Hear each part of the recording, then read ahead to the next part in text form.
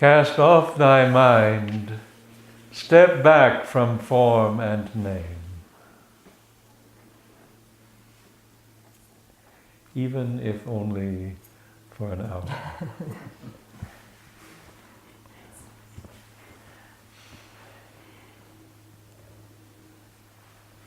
Thus spoke the mighty and uplifting voice.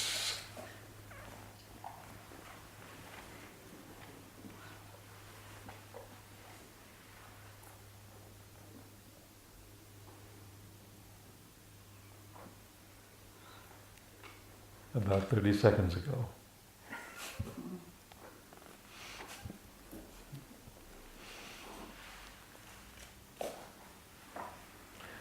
Mantra is now.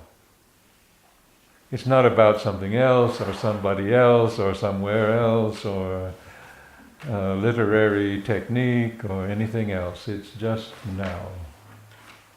This is it.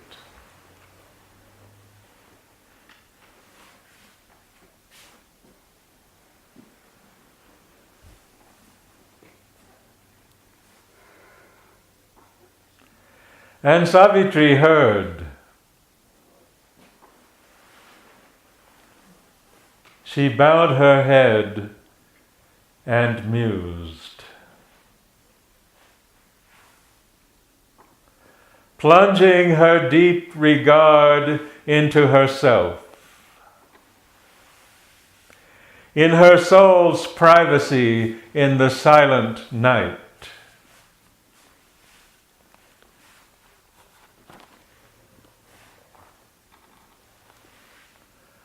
Aloof and standing back, detached and calm. A witness of the drama of herself. A student of her own interior scene.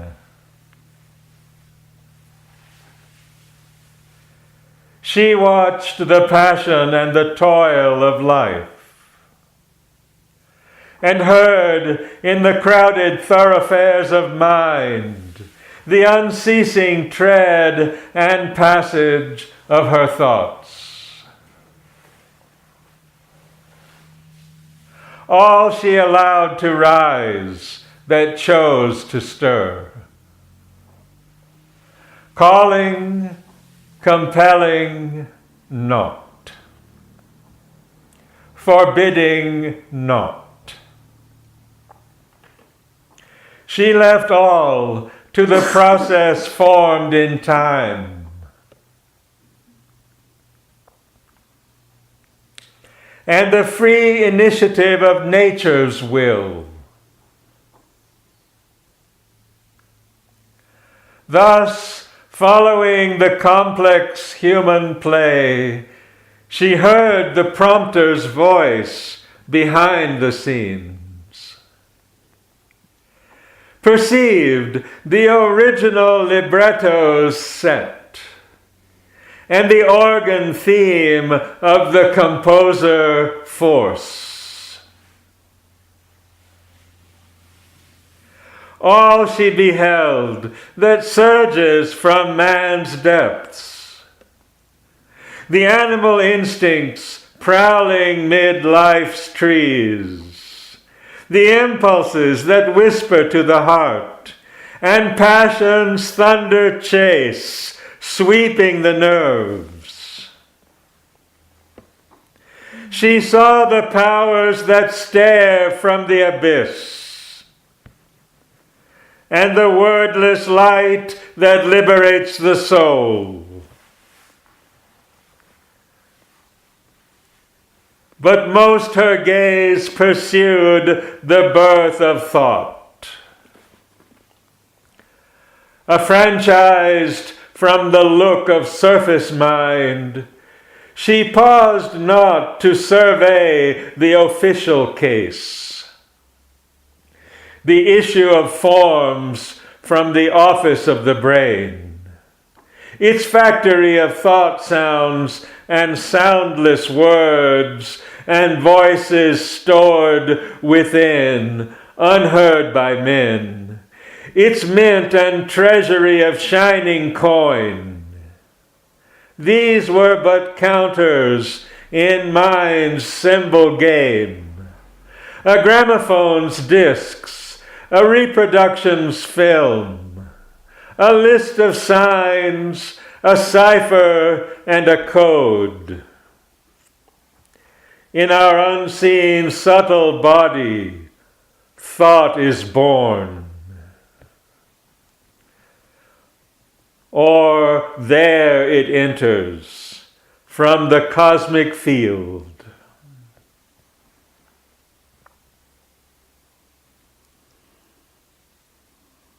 Oft from her soul stepped out a naked thought, luminous with mysteried lips and wonderful eyes.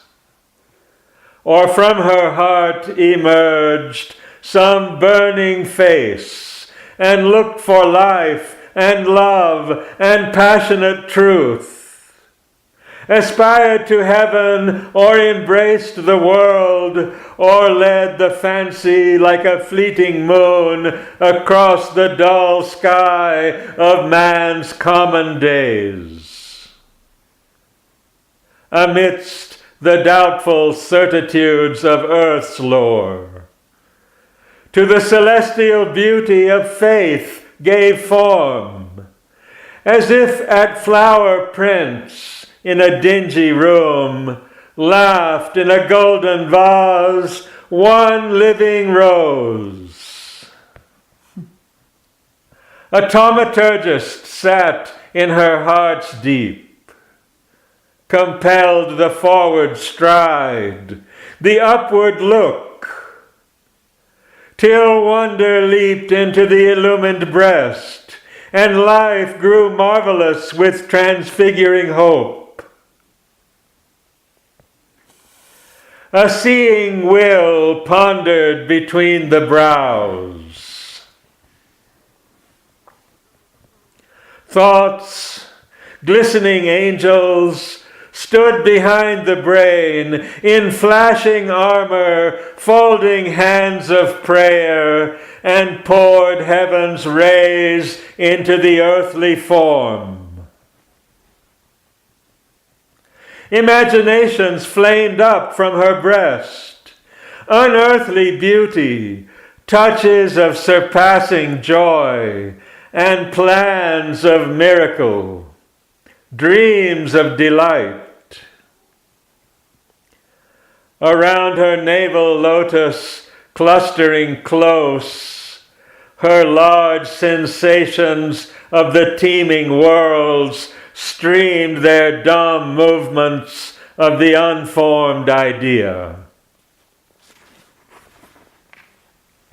Invading the small sensitive flower of the throat, they brought their mute, unuttered resonances to kindle the figures of a heavenly speech. Below, desires formed their wordless wish, and longings of physical sweetness and ecstasy translated into the accents of a cry, their grasp on objects and their clasp on souls. Her body's thoughts climbed from her conscious limbs and carried their yearnings to its mystic crown, where nature's murmurs meet the ineffable.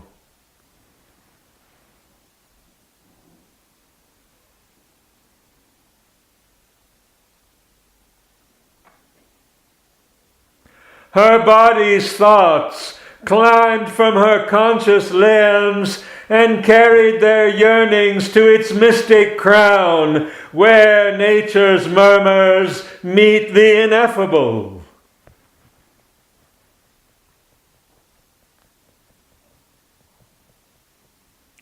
But for the mortal prisoned in outward mind, all must present their passports at its door. Disguised, they must don the official cap and mask, or pass as manufacturers of the brain. Unknown their secret truth and hidden source. Only to the inner mind they speak direct. Put on a body and assume a voice. Their passage seen, their message heard and known, their birthplace and their natal mark revealed, and stand confessed to an immortal sight. Our nature's messengers to the witness soul.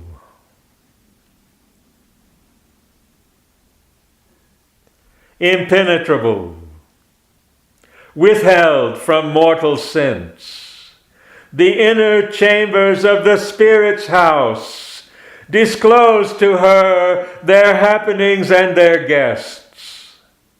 Eyes looked through crevices in the invisible wall, and through the secrecy of unseen doors there came into mind's little frontal room thoughts that enlarged our limited human range, lifted the ideal's half-quenched or sinking torch, or peered through the finite at the infinite.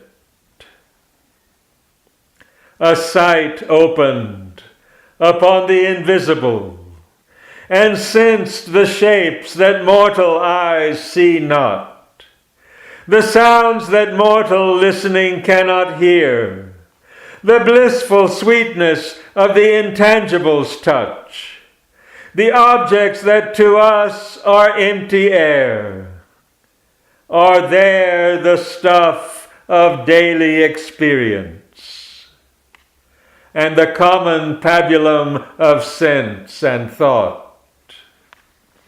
The beings of the subtle realms appeared, and scenes concealed behind our earthly scene. She saw the life of remote continents, and distance deafened not to voices far. She felt the movements crossing unknown minds. The past's events occurred before her eyes. The great world's thoughts were part of her own thought. The feelings dumb forever and unshared, the ideas that never found an utterance, the dim subconscious incoherent hints, laid bare a meaning, twisted, deep, and strange. The bizarre secret of their fumbling speech, their links with underlying reality. The unseen grew visible and audible. Thoughts leaped down from a superconscient field, like eagles swooping from a viewless peak. Thoughts gleamed up from the screen's subliminal depths, like golden fishes from a hidden sea. This world is a vast, unbroken totality. A deep solidarity joins its contrary powers. God's summits look back on the mute abyss. So man, evolving to divinest heights, colloques still with the animal and the jinn.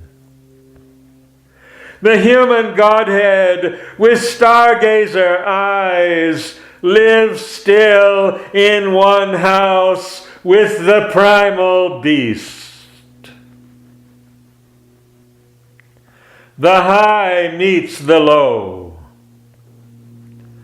All is a single plan.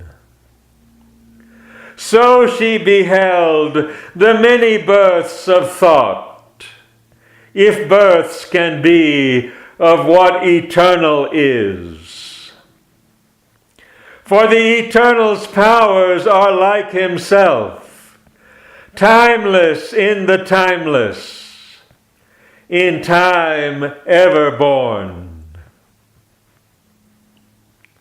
This too she saw, that all in outer mind is made, not born, a product perishable, forged in the body's factory by earth force. This mind is a dynamic small machine, producing ceaselessly till it wears out. With raw material drawn from the outside world, the pattern sketched out by an artist god. The patterns sketched out by an artist god. Often our thoughts are finished cosmic wares admitted by a silent office gate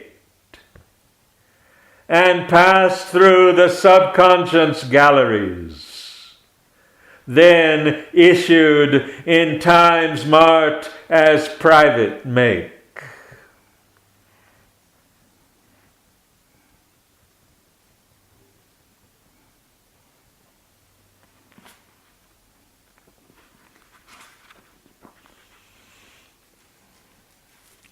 This too she saw, that all in outer mind is made, not born, a product perishable, forged in the body's factory by earth force.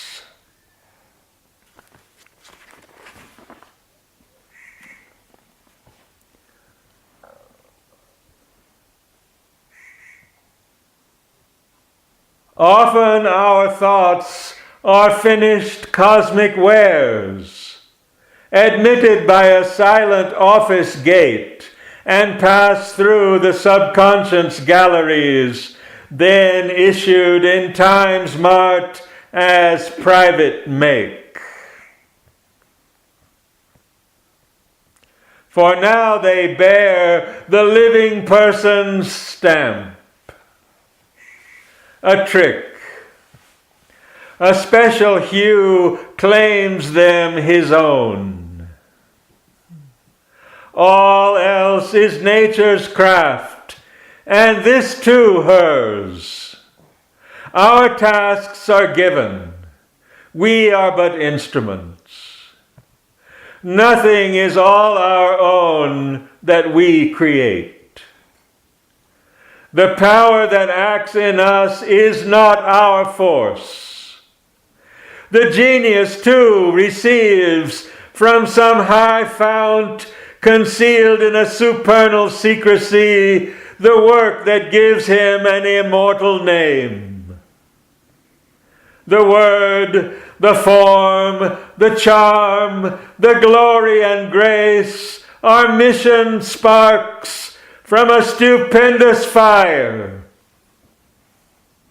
a sample from the laboratory of God, of which he holds the patent upon earth, comes to him wrapped in golden coverings.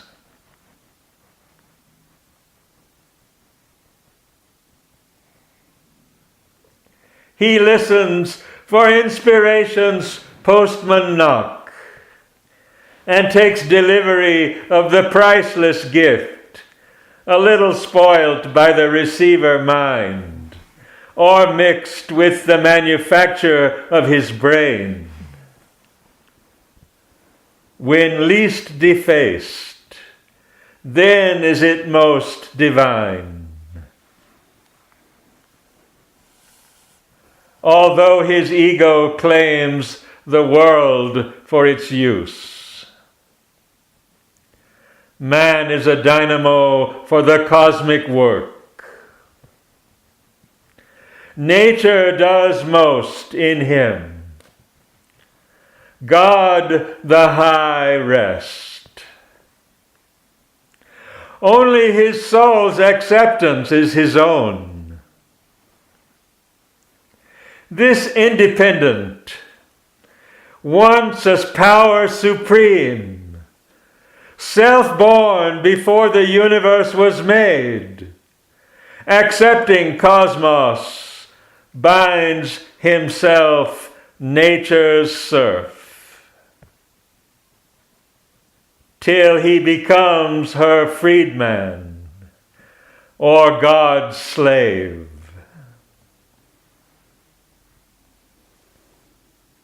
This is the appearance in our mortal front. Our greater truth of being lies behind. Our consciousness is cosmic and immense. But only when we break through matter's wall in that spiritual vastness can we stand where we can live, the masters of our world, and mind is only a means and body a tool. For above the birth of body and of thought, our spirit's truth lives in the naked self, and from that height, unbound, surveys the world.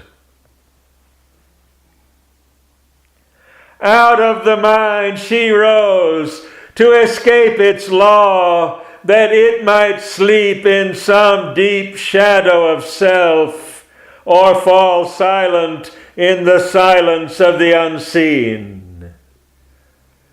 High she attained, and stood from nature free, and saw creation's life from far above. Thence upon all she laid her sovereign will, to dedicate it to God's timeless calm.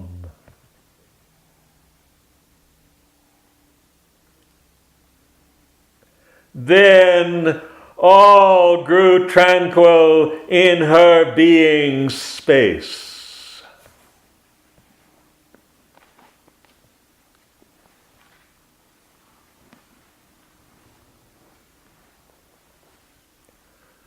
Only sometimes small thoughts arose and fell, like quiet waves upon a silent sea, or ripples passing over a lonely pool, when a stray stone disturbs its dreaming rest. Yet the mind's factory had ceased to work.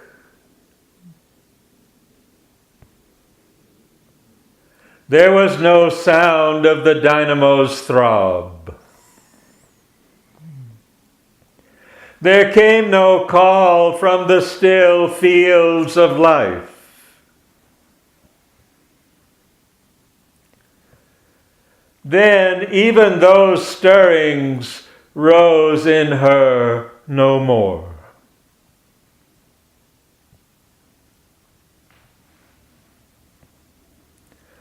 Her mind now seemed like a vast empty room, or like a peaceful landscape without sound. This men call quietude and prize as peace.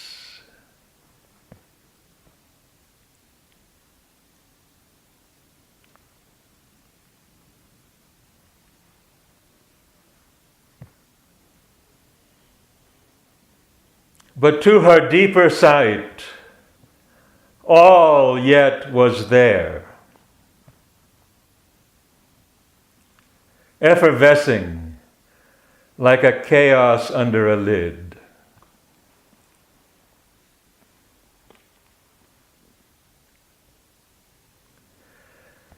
Feelings and thoughts cried out for word and act, but found no response in the silenced brain. All was suppressed, but nothing yet expunged. At every moment might explosion come.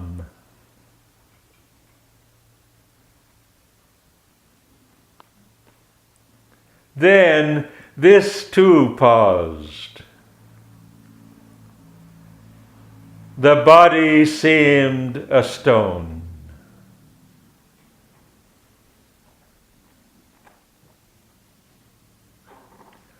All now was a wide vacancy.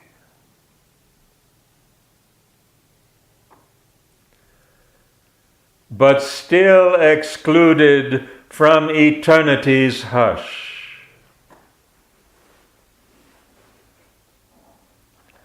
For still was far the repose of the Absolute, and the ocean silence of infinity.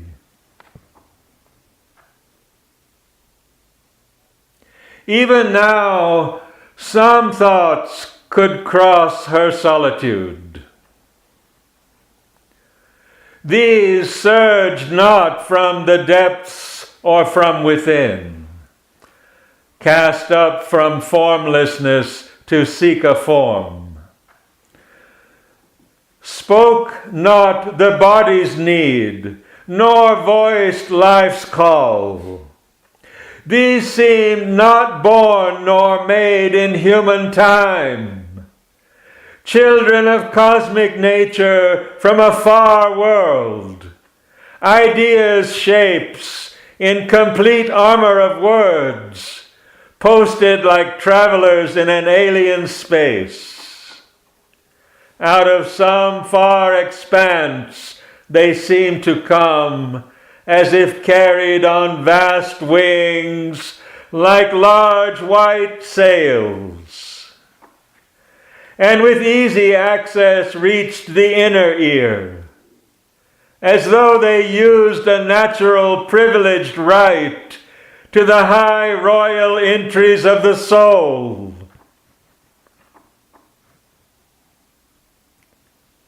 As yet their path lay deep concealed in light.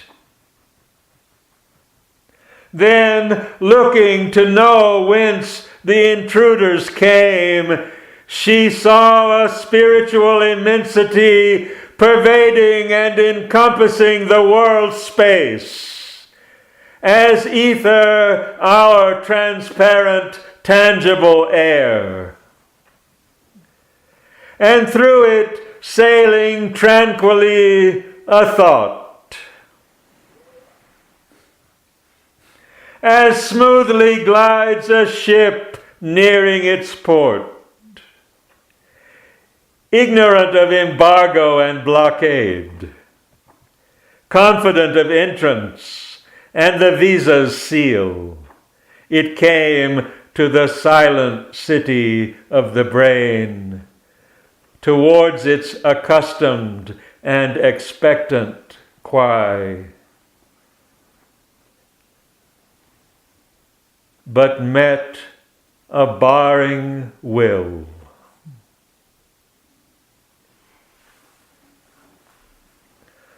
A blow of force,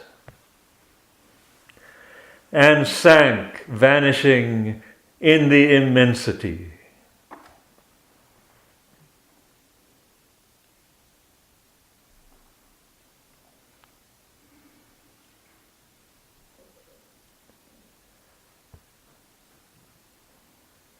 After a long, vacant pause, another appeared.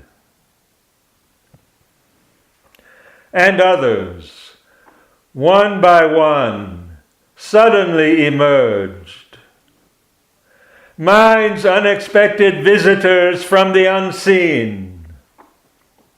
like far-off sails upon a lonely sea. But soon that commerce failed. None reached mind's coast.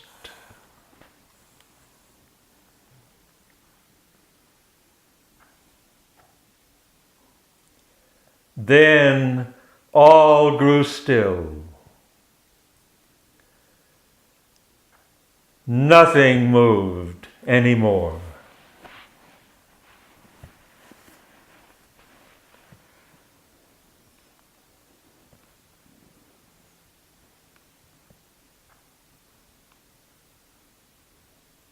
Immobile, self-wrapped, timeless, solitary.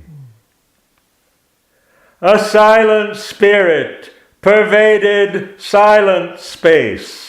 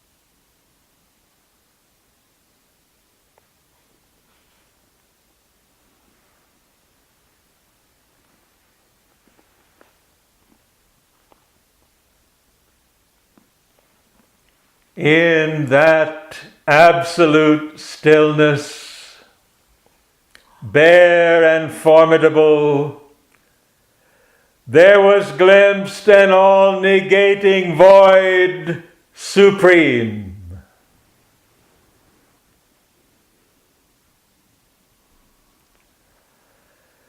That claimed its mystic nihil's sovereign right to cancel nature and deny the soul.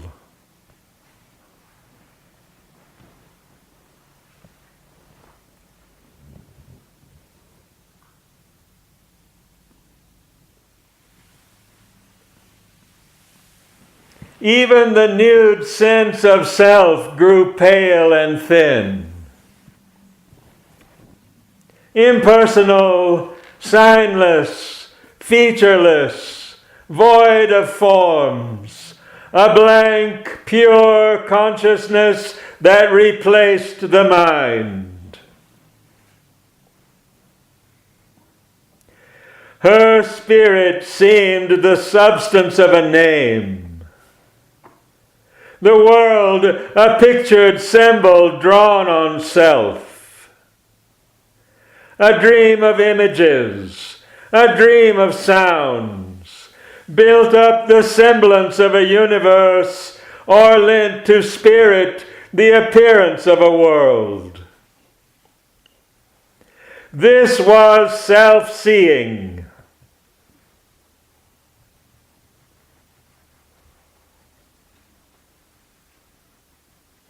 In that intolerant hush, no notion and no concept could take shape. There was no sense to frame the figure of things. A sheer self-sight was there. No thought arose. Emotion slept deep down in the still heart, or lay buried in a cemetery of peace. All feelings seemed quiescent, calm, or dead. As if the heartstrings rent could work no more, and joy and grief could never rise again. The heart beat on with an unconscious rhythm, but no response came from it, and no cry.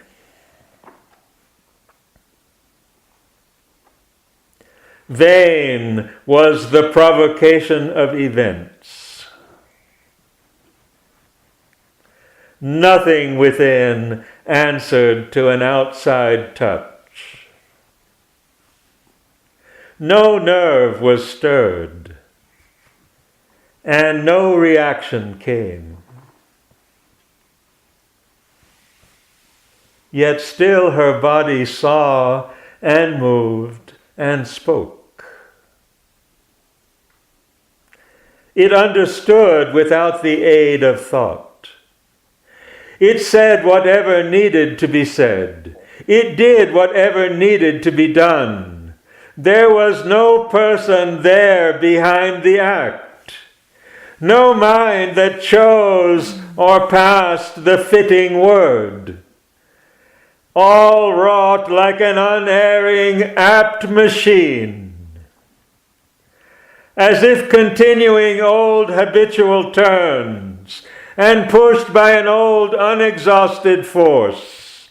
The engine did the work for which it was made.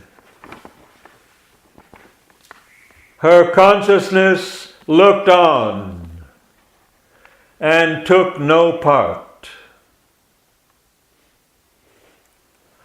All it upheld, in nothing had a share.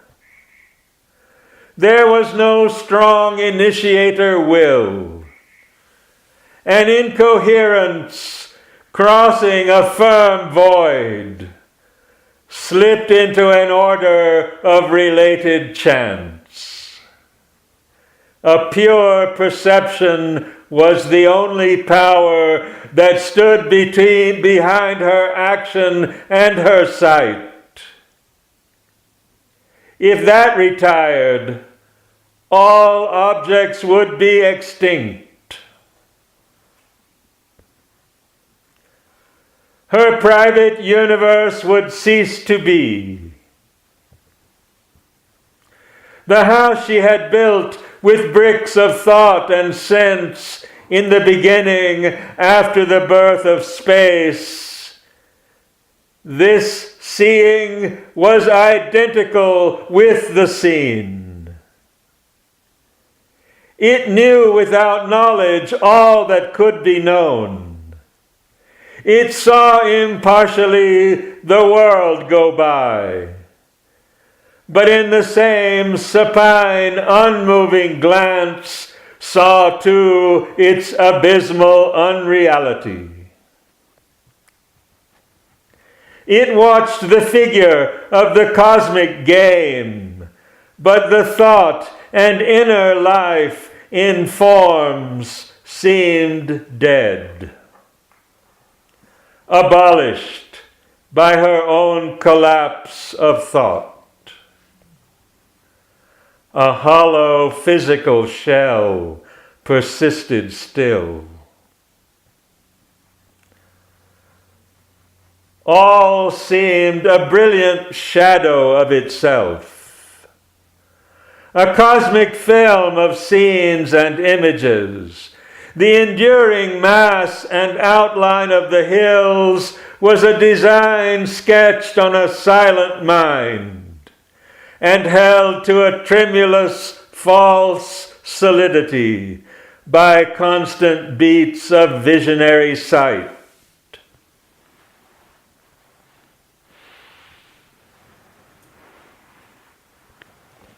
The forest with its emerald multitudes, clothed with its show of hues, vague, empty space. A painting's colors hiding a surface void that flickered upon dissolution's edge. The blue heavens, an illusion of the eyes, roofed in the mind's illusion of a world. The men who walked beneath an unreal sky seemed mobile puppets out of cardboard cut and pushed by unseen hands across the soil, or moving pictures upon fancy's film. There was no soul within, no power of life. The brain's vibrations that appear like thought, the nerve's brief answer to each contact's knock, the heart's quiverings felt as joy and grief and love were twitchings of the body, their seeming self. That body, forged from atoms and from gas, a manufactured lie of Maya's make. Its life, a dream seen by the sleeping void.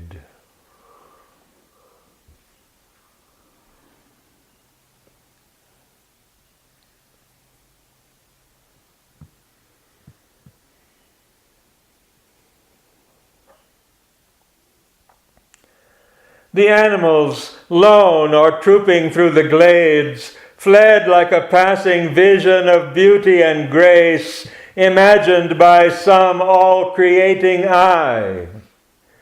Yet something was there behind the fading scene. Wherever she turned, at whatsoever she looked, it was perceived, yet hid from mind and sight. The one, only real, shut itself from space and stood aloof from the idea of time. Its truth escaped from shape and line and hue. All else grew unsubstantial, self-annulled. This only everlasting seemed and true, yet nowhere dwelt. It was outside the hours. This only could justify the labor of sight, but sight could not define for it a form. This only could appease the unsatisfied ear, but hearing listened in vain for a missing sound. This answered not the sense, called not to mind. It met her as the uncaught, inaudible voice that speaks forever from the unknowable. It met her like an omnipresent point, pure of dimensions, unfixed, invisible, the single oneness of its multiplied beat, accentuating its sole eternity. It faced her as some vast naught's immensity, an endless no to all that seems to be, an endless yes to things ever unconceived, and all that is unimagined and unthought, an eternal zero or untotaled aught. A spaceless and a placeless infinite.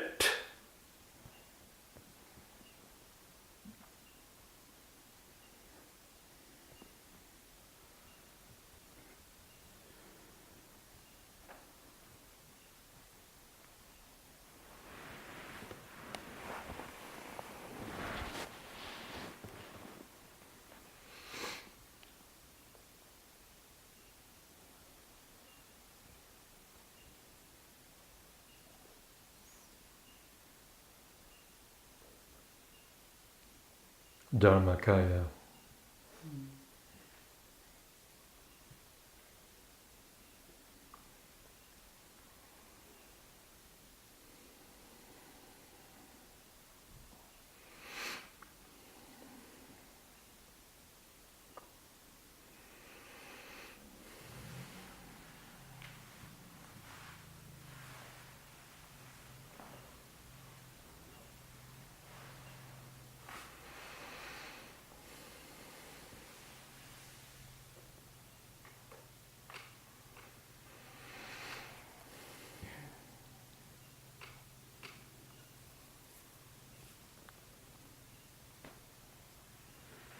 Yet eternity and infinity seem but words, vainly affixed by mind's incompetence to its stupendous lone reality.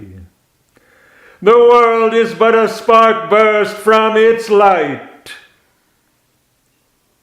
All moments flashes from its timelessness, all objects glimmerings of the bodiless, that disappear from mind when that is seen. It held as if a shield before its face, a consciousness that saw without a seer. The truth where knowledge is not, nor knower, nor known. The love enamored of its own delight, in which the lover is not, nor the beloved, bringing their personal passion into the vast, the force omnipotent in quietude, the bliss that none can ever hope to taste. It cancelled the convincing cheat of self. A truth in nothingness was its mighty clue. If all existence could renounce to be, and being take refuge in non-being's arms, and non-being could strike out its ciphered round, some luster of that reality might appear. A formless liberation came on her.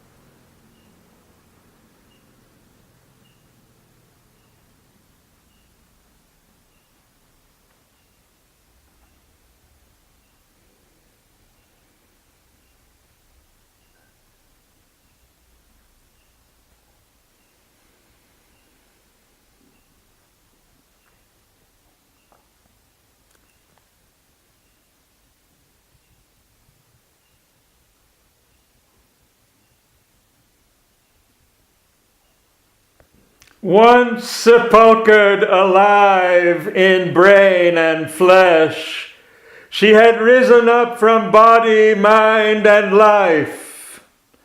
She was no more a person in a world.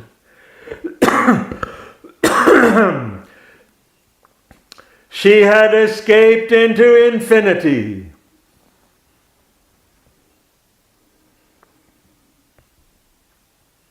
What once had been herself had disappeared. There was no frame of things, no figure of soul, a refugee from the domain of sense, evading the necessity of thought, delivered from knowledge and from ignorance, and rescued from the true and the false.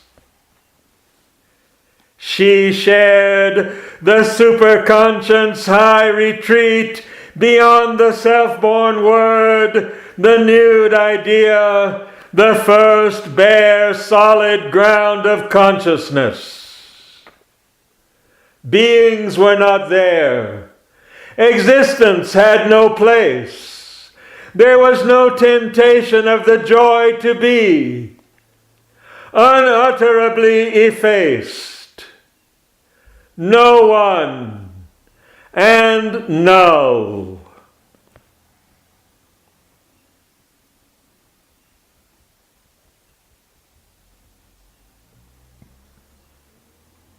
A vanishing vestige like a violet trace, a faint record merely of a self now past.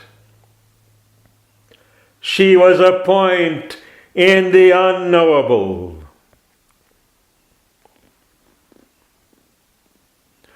Only some last annulment now remained. Annihilation's vague, indefinable step. A memory of being still was there and kept her separate from nothingness. She was in that, but still became not that.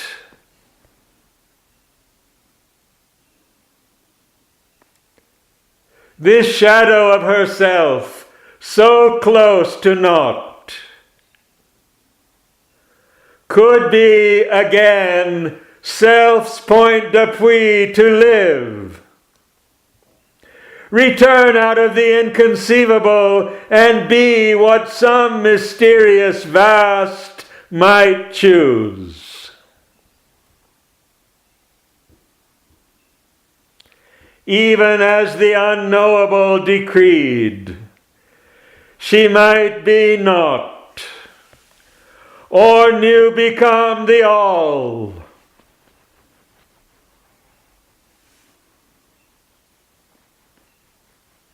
Or if the omnipotent nihil took a shape, emerge as someone and redeem the world.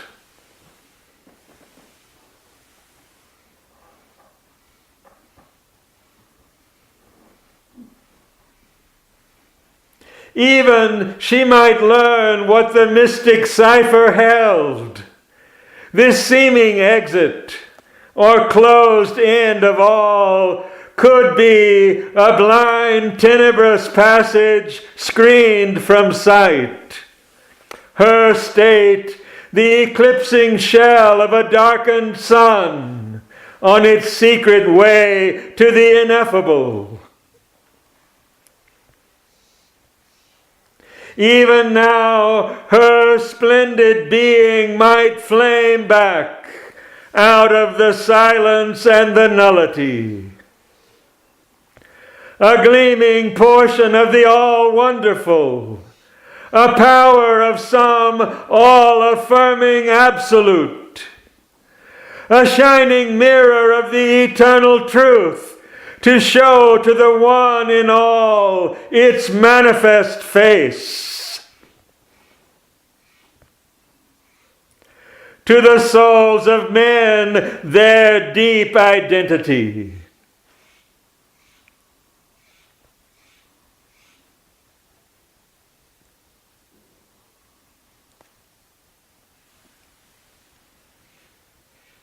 Or she might wake into God's quietude beyond the cosmic day and cosmic night and rest appeased in His white eternity.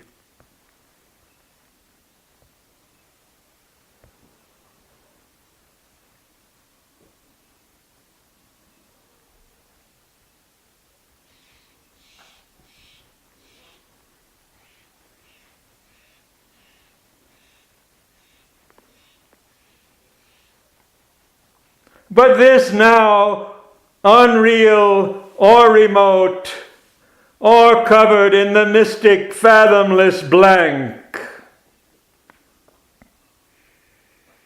But this was now unreal or remote, or covered in the mystic fathomless blank.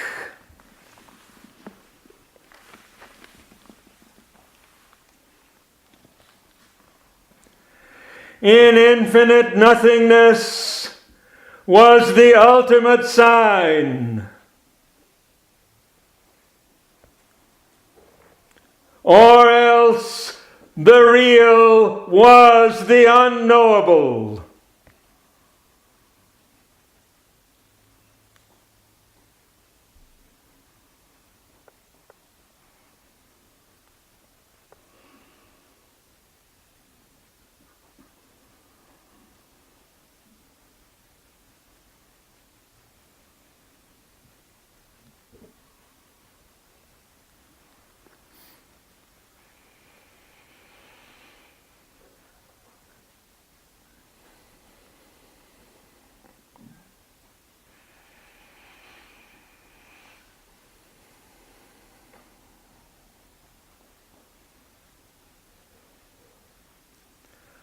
A lonely absolute negated all.